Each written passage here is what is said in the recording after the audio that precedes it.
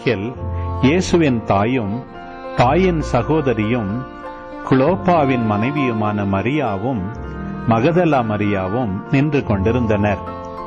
இயேசு தம் தாயையும் அருகில் நின்ற தம் அன்பு சீடரையும் கண்டு தம் தாயிடம், அம்மா, இவரே உம் மகன் என்றார். பின்னர் தம் சீடரிடம், இவரே உம் தாய் என்றார். அந்நேரம் முதல் அச்சீடர் அவரை தம் வீட்டில் ஏற்று ஆதரவு அளித்து வந்தார்.